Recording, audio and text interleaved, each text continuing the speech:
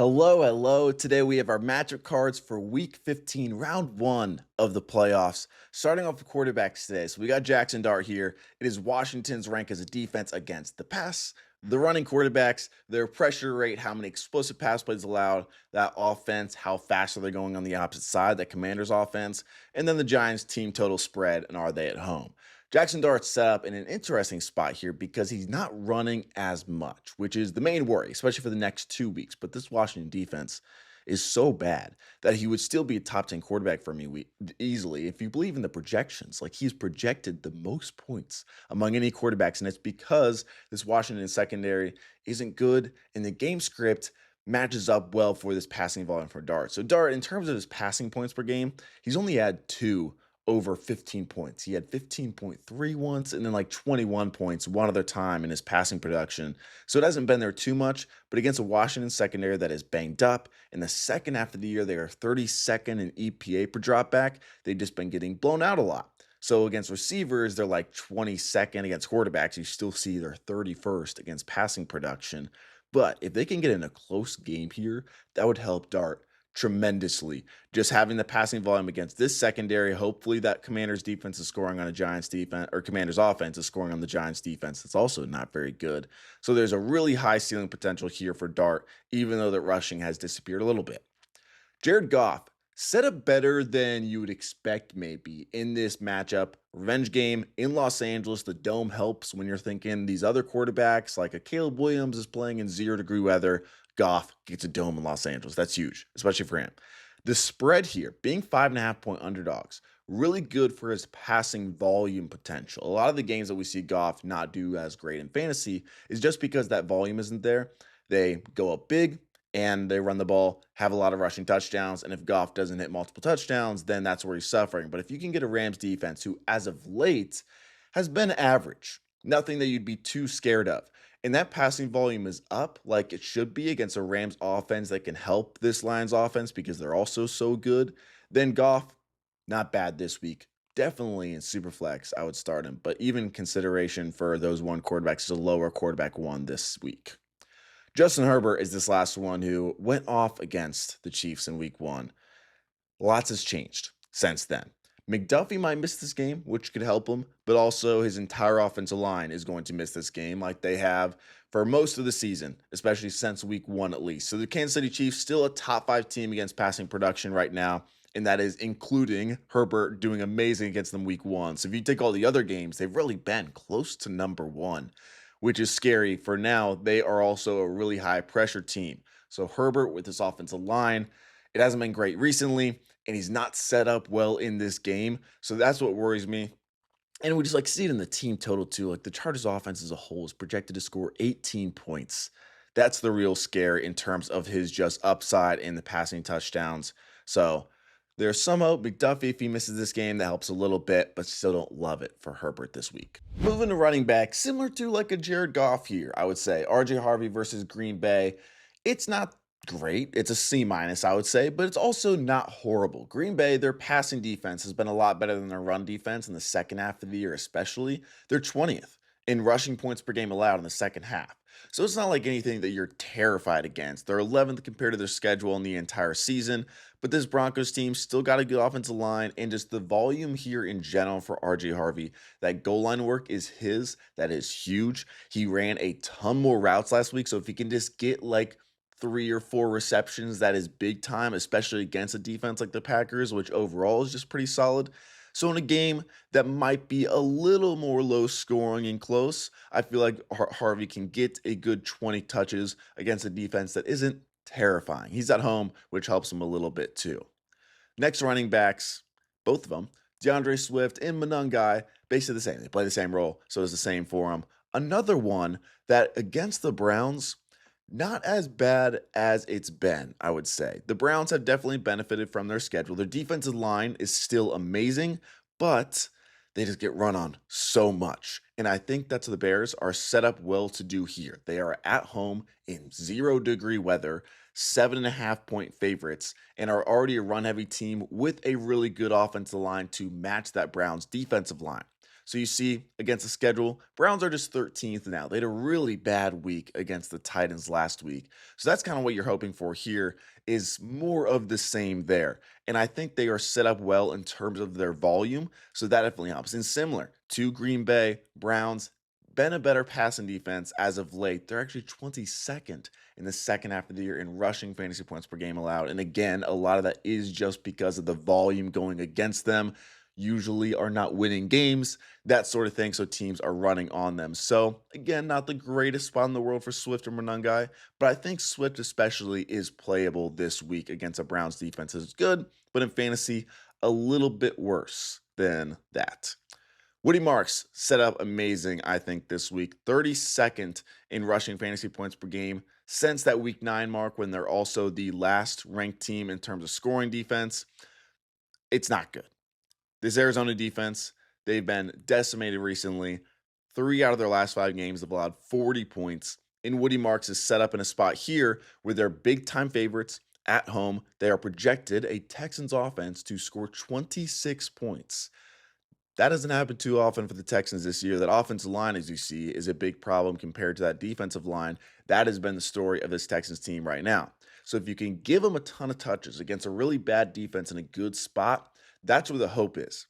I said this yesterday, but like there was a game in terms of his games where he scores 17 points per game in the games where Woody Marks is scoring a touchdown this year. That's amazing. You'd expect him to have a good shot at one. When he doesn't score, he's scoring 5 points per game. So definitely there's still a lower floor, but for Woody Marks, the amount of touches he's getting, the situation that he finds himself in this week, especially with no Nick Chubb, that is why I like it a lot for him this week and why the matchup right now is an A, and it'll stay an A. Rico Dowdle did play this team a few weeks ago. His touchdown saved him. He had 63 yards, nothing horrible, but when it's from 23 touches, it doesn't look as good, especially when you're thinking a projected 50-50 split going forward from what we've seen from Hubbard. Where does that 23 touches turn into 14 this week? That's the main worry because the Saints defense isn't bad. They are more so average in basically everything you look at, especially on a per play basis. So this is going to be like an even fought, close game you'd expect on the road. It's not any defense that we're like fully taking advantage of, especially in a committee backfield. So he's not like an auto sit, but he's definitely not an auto start at the same time. Not nearly as good as he was a month ago, sadly. Barkley is set up really well, though. So if you need some positivity, I like Barkley this week. One of the main problems this year, as you see, 25th in the offensive line versus defensive line matchup. And that is not because the Raiders' defensive line is amazing. It's mainly because of the Eagles' offensive line. And Jalen Hurts, mainly the offensive coordinator, isn't helping him in terms of the yards before contact. A lot of that is affected by rushing quarterbacks sometimes. It can help, like Lamar Jackson, Jaden Daniels helping out their running backs. They haven't used Jalen Hurts like that this year in terms of the zone read game. It's gone down a ton compared to last year, which is not helping the offensive line that's already struggling. But that's a separate topic. Raiders, good matchup overall. One, they're not good against rushing fantasy points in general or receiving fantasy points for what it's worth. But especially this spread here in the Eagles defense against the Raiders offense, I think Barkley will just be set up for a ton of touchdown opportunities, tons of red zone trips at home. And overall, I don't love the passing matchup for the Eagles as well. The Raiders play more zone defense than anybody in the NFL, and that's not really the strength of Jalen Hurts. And I don't think the passing volume is really going to be there. So I wouldn't be shocked if they'd give Barkley 20 plus carries in this game, and he has maybe a couple chunk plays like he did last week against a good defense, but especially getting in the end zone is key here. I think he does. So we'll see what happens. But I like Barkley this week, especially compared to how he's been this season. If he did make the playoffs despite drafting him, hopefully he pays it off right now. The matchup I've seen the most talk about this week, Michael Wilson. It's a D-. Don't let that fully scare you. He is averaging 31 points per game when Marvin Harrison sits out. If Marvin Harrison is in, then yes, like we saw 2 weeks ago, he still had 7 targets, but it wasn't a good day. Would definitely consider sitting him then. Really good defense overall, but it does help that they're 10-point underdogs. They're only projected to score 16 points, but they're 10-point underdogs. That game, or that garbage time could help out a ton. Just the passing volume in general is so good that no matter how good a defense is, if you throw on them 50 times, you're going to get something. So I still like it enough to start him basically everywhere against a Houston defense if Marvin Harrison is out. Another thing, Derek Stingley, it isn't a guarantee that he shadows Michael Wilson. He has been very inconsistent in his shadow responsibilities this year. And the Houston defense is amazing no matter what on either side, but they haven't always used Stingley to go with the top receiver on the team. So it's not a guarantee that Stingley is just going to be on him every snap. Either way, they're still third against receivers, number one against those outside receivers. So it's not the greatest, but still, with Michael Wilson, his insane target share, the insane target or the insane passing volume in this offense, still would very much start him if Marv misses this game. Next up, we'll go to Christian Watson, another D, a D plus here. It's not the worst thing in the world, so that's good. Christian Watson, again, still playable. Clear wide receiver one in this offense. In Denver, as of late, hasn't been invincible. In the last 5 games, they're actually 22nd against receivers, adjusted to that schedule. 28th against receivers on the outside, which is kind of crazy. A lot of that with Surtain.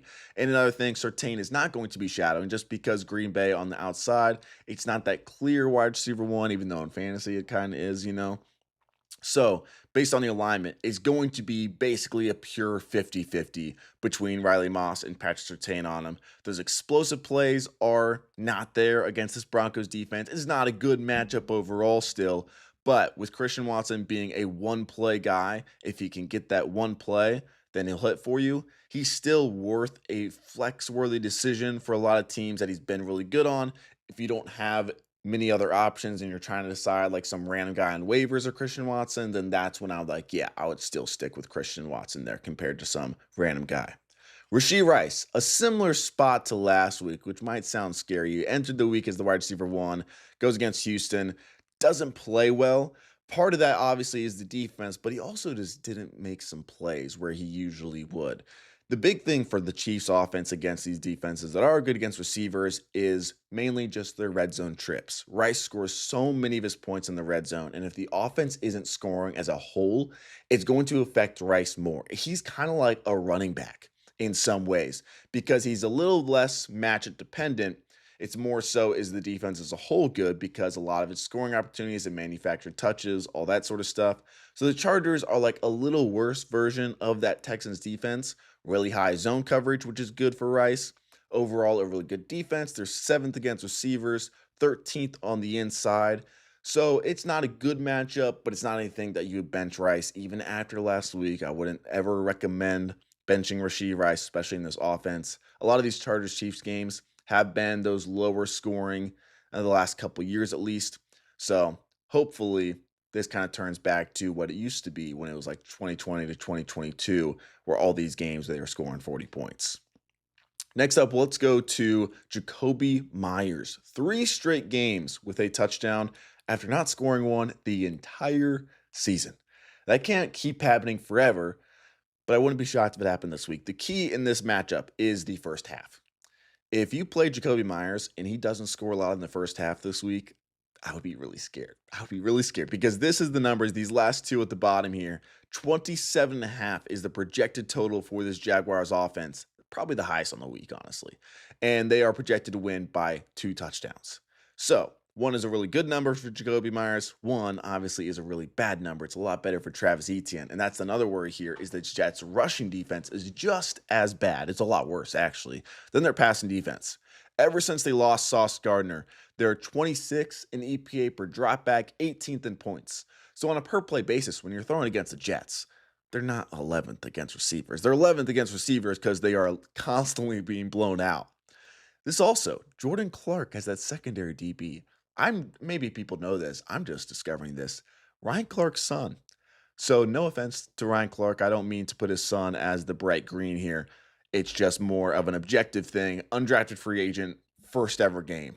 So that'll be that secondary guy for Jakobi Meyers. That main guy on the outside, probably 50% of coverage snaps against him will be Thomas, which again, another good one. Without Sauce Gardner here, the secondary has been pretty decimated overall. And finally, Terry McLaurin versus the Giants here. They haven't had the greatest secondary the last few years, so I feel like you'd be surprised if I said 4 straight games now where he has under 50 yards against this Giants team.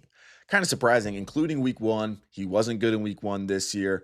Adebo is going to be shadowing him, who has a 24% target share against him, one of the highest in the entire NFL. But he is shadowing the opposing wide receiver one basically every week. So it's not a great matchup, but it's also like not a bad matchup either. 21st against receivers, pretty accurate, I would say. The big thing here, hopefully, this Giants defense is scoring on Washington a bunch and it forces Mariota into one of those passing game scripts, like the heavy passing game scripts, because if it's a close game, they're going to run it a ton. And the Giants' run defense isn't good. So that's the worry. But if you can get a game where they're throwing 50 times like they did against the Broncos, that's where obviously you have a ton of hope there. You can get one shot down the field on the sidelines to McLaurin. They play a ton of man defense. So I could see like one bomb on a go route and it hits, and that's a good day for him.